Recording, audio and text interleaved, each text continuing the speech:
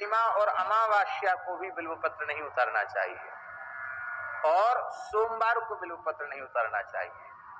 और बिल्वपत्र के निकट जब जावे तो बिल्वपत्र को जूता चप्पल पहनकर बिल्वपत्र का स्पर्श नहीं करना चाहिए, और बिना स्नान के बिल्व वृक्ष का स्पर्श नहीं करना चाहिए। साक्षात भगवती महालक्ष्मी ही बिल्व वृक्ष के रूप में विराजमान है।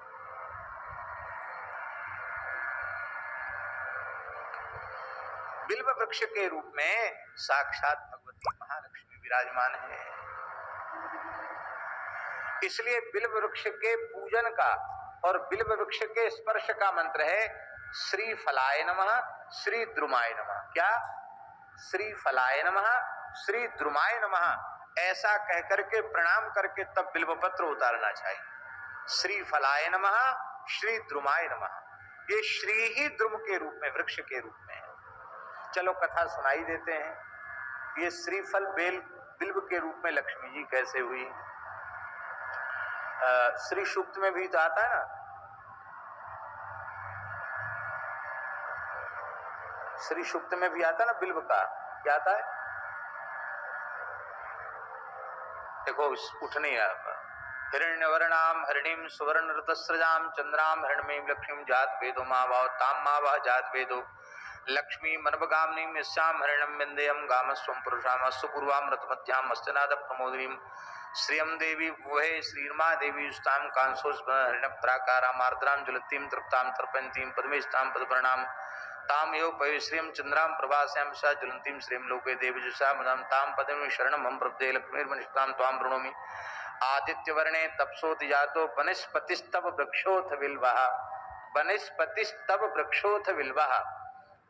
वनस्पति जो वृक्ष नाम बिल्व नाम का वृक्ष है वो आपका स्वरूप है। ये वेद में लिखा, वनस्पतिस्तव वृक्षोऽथ बिल्वः तस्य फलानि तपसा नुनन्तु मायांतरायाश्च बाह्या अलक्ष्मी ही।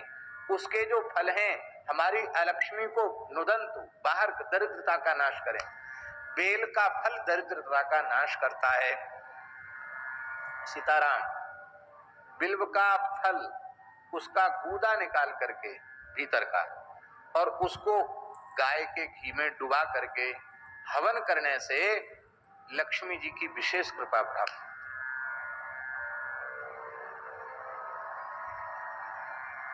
दशरथ जी को उपाय मिल गए, पर हवन करें तब ना। तो ये विशेष, और उतना भी न हो तो लिखा है बिल्व का पत्र, क्योंकि बिल्व फल हमेशा होता नहीं, तो बिल्व पत्र को भी घी में डुबा करके आहुति देने से लक्ष्मी जी की प्रसन्नता प्राप्त होती है। वनस्पतिस्तव वृक्षोऽथ बिल्वः।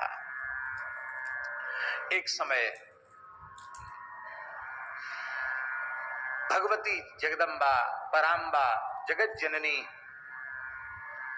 श्री महालक्ष्मी जी ने भगवान नारायण से पूछा, प्रभु आप सदा सर्वदा मुझे प्राप्त बने रहें, मेरा आपसे कभी वियोग न हो, और आपके चरणों में प्रति क्षण हमारी प्रीति बढ़ती ही चली जाए, अनुराग आपके चरणों में बढ़ता चला जाए।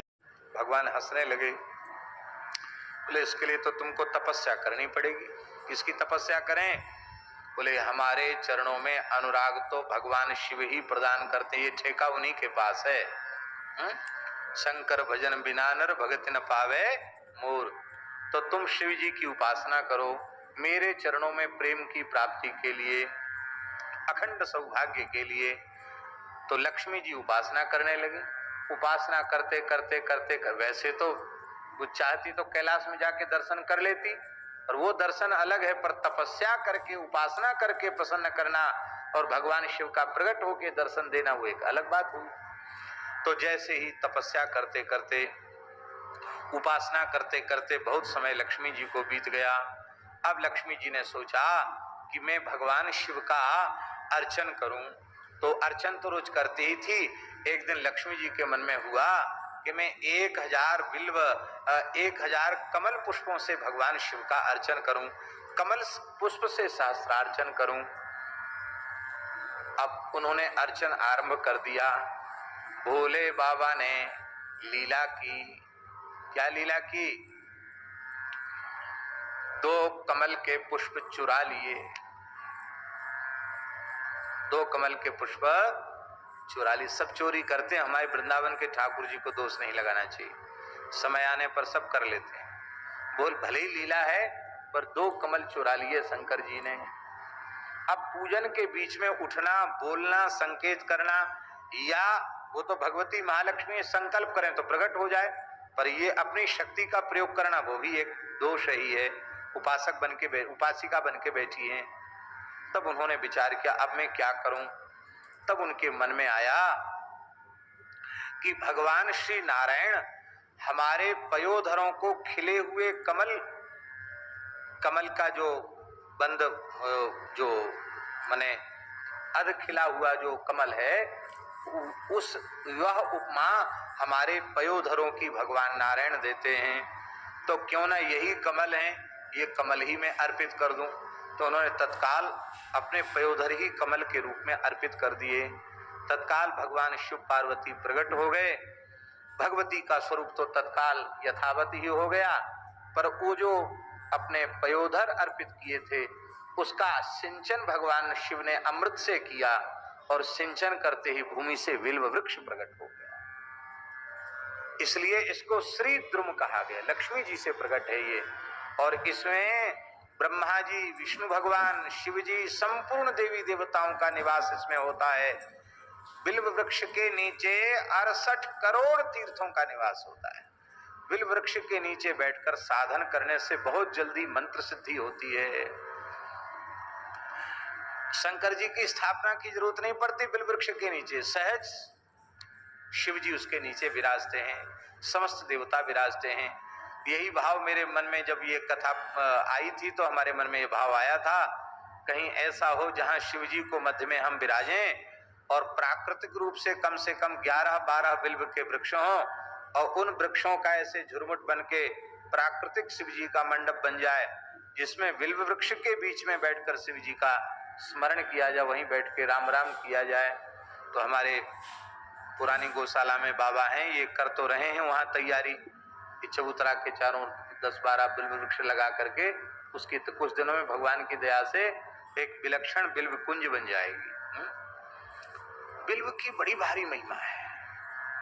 ये जो बिल्व के 3 पत्र होते हैं, 3 पत्ता होता है ना बिल्व के, उन 3 त्रिदलम त्रिगुणाकारम त्रिनेत्रम चतुर्धायुधम, ये 3 जो बिल्व के दल हैं उनमें दाहिने पत्ते में भगवान नारायण विराजमान हैं, बाएं पत्ते में श्री ब्रह्मा जी विराजमान हैं, और बीच का जो ऊर्ध्वमुखी पत्र होता है, ऊपर वाला पत्र, उसमें भगवान महेश्वर, भगवान शिव विराजमान हैं। इस तरह से तीनों देवता पत्र में विराजमान है। इसलिए बिल्व वृक्ष को बिना स्नान के नहीं स्पर्श करना चाहिए, और शरीर में, सारे शरीर में तेल लगाया हुआ हो तब भी स्पर्श नहीं करना चाहिए। जो मर्यादा बिल्व के लिए है वही मर्यादा तुलसी जी के लिए है। तुलसी जी का भी स्पर्श बड़ी मर्यादा पूर्वक करना चाहिए। और महाराज जी, बिल्व का जो फल है ना वो इतना पवित्र होता है कि बिल्व, आप एक बार आपने बेल खाया, बेल का शरबत पी लिया या बेल खा लिया, तो 27 दिन के भीतर यदि मृत्यु हो जाए तो उसकी अधोगति नहीं होगी, उसको नरक नहीं जाना पड़ेगा, वो उत्तम लोकों में जाएगा। एक बार बिल्व भीतर जाने से 27 दिन तक शरीर में उसका दिव्य प्रभाव होता है। हम बड़े भावपूर्वक स्मरण कर रहे हैं। पूज्य श्री प्रभुदत्त ब्रह्मचारी जी ने एक ग्रंथ लिखा है, बिल्व फल अमृत फल। हमको एक बार वह इतना मोटी पुस्तक है, उसको पढ़ने का अवसर मिला है। पूज्य श्री ब्रह्मचारी जी महाराज 12 वर्ष तक बिल्व पत्र और बिल्व फल खा करके ही रहे थे, और 12 वर्ष तक उन्होंने गायत्री की उपासना की थी, और लगभग 300 से ऊपर पुस्तकें उन्होंने अपने जीवन में लिखी। बड़ा अद्भुत जीवन, क्या कहना, अद्भुत जीवन था। और उनके भगवत प्रेम की बात पूज्य गुरुदेव भक्तमाली जी से हमने सुनी। संवत 2001 में, 77 चल रहा है इस समय, माने 76 साल पहले, 76 साल पहले पूज्य ब्रह्मचारी जी ने जो 84 कोस की परिक्रमा निकाली थी, उसमें अपने पूज्य गुरुदेव भी थे। पंडित श्री भक्तमाली जी ने पूरी कथा कही थी भक्तमाल की, और उसमें बड़े बड़े महात्मा थे। तो महाराज जी कहते थे कि जब कीर्तन होने लग जाता था, श्री कृष्ण गोविंद हरे मुरारे हे नाथ नारायण वासुदेव, तो ब्रह्मचारी जी की विशाल जटाएं थीं और वो नाचने लग जाते ऐसे लगता था मानो साक्षात शिव जी ही कीर्तन के मध्य नाच रहे हो। घंटों रुदन और घंटों मूर्छा हो जाती थी। तो महाराज जी बताते थे कि सब महात्मा नाचते थे, ब्रह्मचारी जी के नाचने में सब नृत्य करते थे।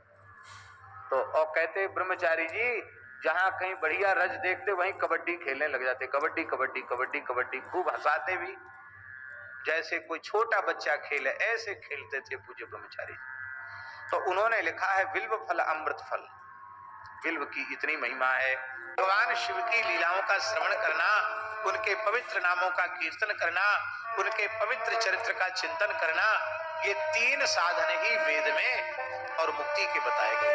अब देखिए जहां अभी हमने कहा ना कि भगवान नारायण में और भगवान शिव में भेद नहीं है, इसका मतलब है भगवान हरि और भगवान हर, इनके चरित्रों का श्रवण कीर्तन और मनन यही जीव को संसार चक्र से छुड़ाने वाला है, यही वेदों ने निश्चित किया है। और देखो मैं अपनी बात तुम्हें बताता हूं। सनत कुमार जी कह रहे हैं कि मैं दूसरे दूसरे साधनों का चिंतन करता हुआ एक बार भ्रमित हो। तो वेद तो समुद्र के समान है ना, बहुत ही बातें वेद में लिखी है, ये नहीं कि ये ठीक ये ठीक ये ठीक। तो सनत कुमार भगवान कहते कि हमारी बुद्धि भी भ्रमित हो गई। एक बार मैं मंदराचल पर्वत पर पहुंच गया और वहां जाकर कठोर तप करने लग गया। उस समय भगवान शिव ने अपने पार्षद नंदिकेश्वर गण को यहाँ भेजा और समय दयालु भगवान सर्वसाक्षी गणेश्वर, वो सर्वसाक्षी गणेश्वर भगवान नंदीश्वर हमारे निकट आए और उन्होंने प्रसन्न होकर के स्नेह पूर्वक हमें मुक्ति का साधन बताया कि भगवान शिव के चरित्रों का श्रवण कीर्तन और मनन यही जीव के मुक्त होने का ऐसा साधन है जिसमें किसी का किसी से किसी प्रकार का कोई विरोध नहीं। अब ऋषियों ने एक प्रश्न और कर, ऋषि कह रहे हैं कि हे भगवान एक बात और बताइए, मान लो कोई व्यक्ति ऐसा है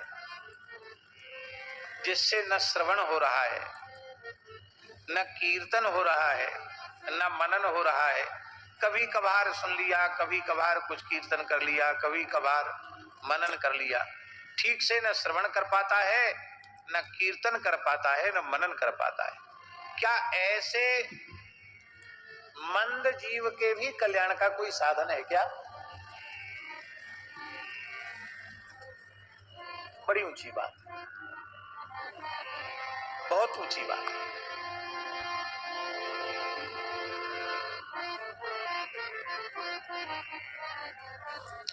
अच्छा ईमानदारी से अपने आप से पूछो, छाती पर हाथ धर के पूछो, खुद से पूछो, स्वयं से पूछो,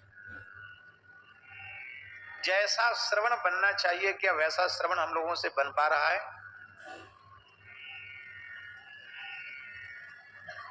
जैसा कीर्तन होना चाहिए क्या उस प्रकार का कीर्तन हम लोगों के द्वारा हो पा रहा है? जैसा मनन चिंतन होना चाहिए क्या उस प्रकार का मनन चिंतन हम लोगों के द्वारा संभव हो पा रहा है क्या? जब नहीं हो पा रहा है तब आपने कल्याण के साधन तो तीन ही बताए कि वेद सम्मत जीवों के कल्याण के तीन ही साधन हैं, श्रवण कीर्तन और मनन, और तीनों में शिथिलता है।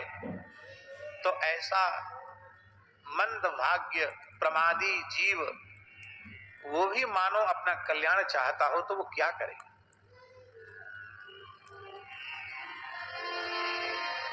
सुत जी कहते हैं उस जीव के, महाराज जी वेंकटेश स्वामी जी क्या बात कह रहे थे याद है कि वेद सम्मत साधन है श्रवण कीर्तन और मनन, और मान लो तीनों साधन ठीक से न बन पा रहे हों और जीव फिर भी अपना कल्याण चाहता हो तो उसके कल्याण का साधन क्या है? सूत जी कह रहे हैं कोई साधन जिससे न बनता हो